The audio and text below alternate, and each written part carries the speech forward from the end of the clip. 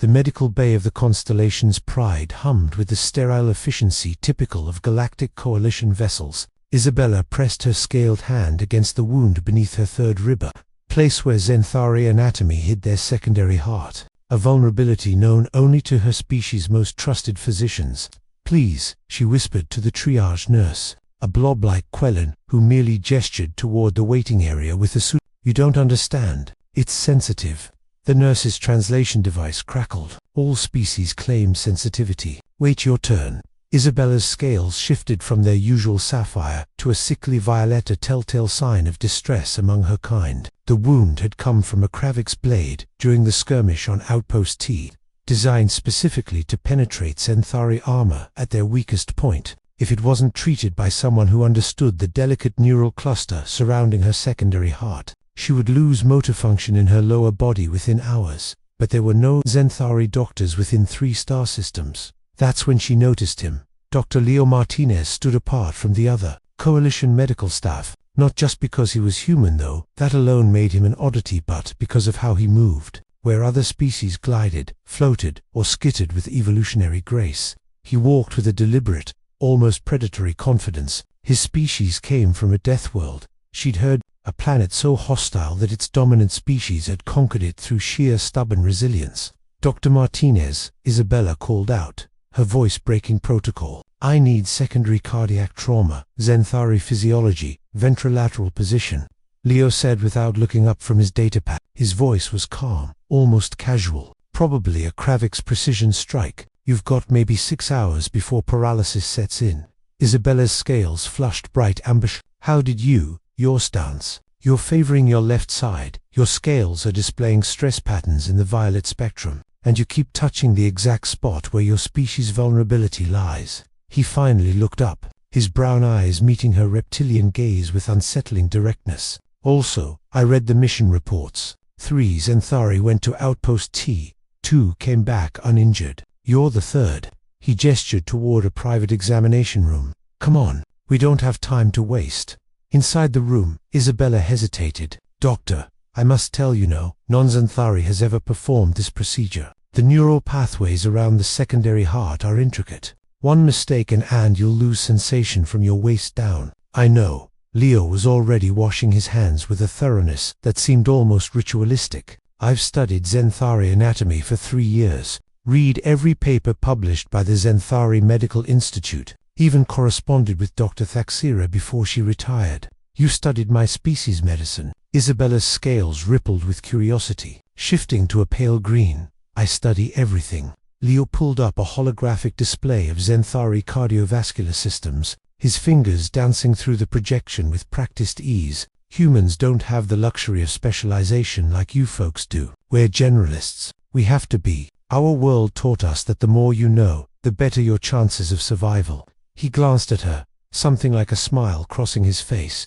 "Besides, the universe is full of fascinating biology. Why would I limit myself to just one species?" As Leo prepared the surgical field, Isabella watched him work with growing confidence. His hands moved with surprising delicacy for a species known for their strength. Each tool was positioned with millimeter precision. Each scan was cross-referenced against multiple databases. "This is going to feel strange," Leo warned as he activated the neural blocker. "Your species processes pain differently than mine. The blocker will work, but you'll feel pressure. Significant pressure." He wasn't wrong. As Leo began the procedure, Isabella felt sensations no Xanthari physician had ever caused. His approach was different, more direct, more aggressive, yet somehow more careful. Where a Xanthari doctor would have taken hours delicately navigating the neural cluster, Leo moved with calculated efficiency. His human eyes evolved for persistence, hunting, tracking every minute detail. "Your species is remarkable. You know," Leo said as he worked, his voice steady despite the complexity of the task. "Dual cardiovascular system, regenerative scales, chromatic emotional expression. Evolution really pulled out all the stops with you Xanthari. We evolved on a peaceful world," Isabella managed to say. "Not like Earth. Peaceful worlds make beautiful species," Leo replied. "Death worlds make stubborn ones. Both have their advantages." He paused, adjusting his approach as he navigated a particularly dense cluster of nerves. "Hold still. This next part is critical."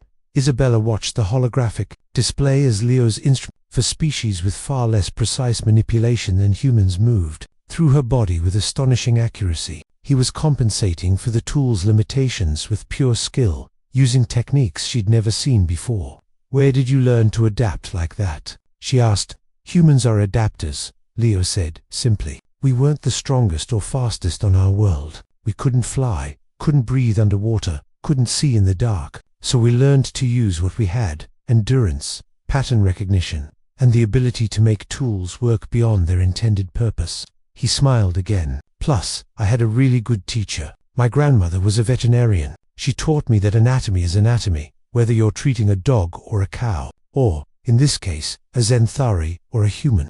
The procedure took 2 hours. When Leo finally stepped back, Isabella felt something she hadn't felt since the injury: the full sensation in her tail, the proper distribution of weight across her stance. "How do you feel?" Leo asked, already documenting the procedure. Isabella stood, her scales cycling through a rainbow of emotions, before settling on a brilliant gold, profound gratitude. "I feel whole. Dr. Martinez, you've done what I thought impossible."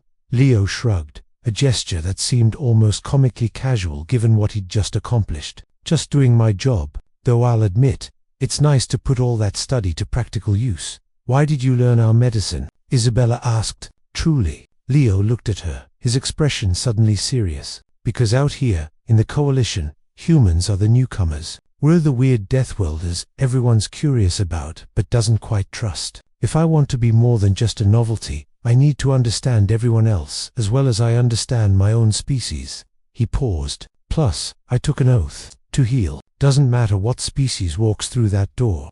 As Isabella left the medical bay, fully healed, she understood something about humans that the Coalition had yet to grasp. They weren't just physically resilient, they were intellectually relentless. They adapted, they learned, they refused to accept limitations. Deathworlds didn't just make survivors, they made healers who would study for years to save a single patient from a species not their own. They made doctors who saw the galaxy not as a collection of separate species, but as a library of life worth understanding. And perhaps that was humanity's greatest strength of all.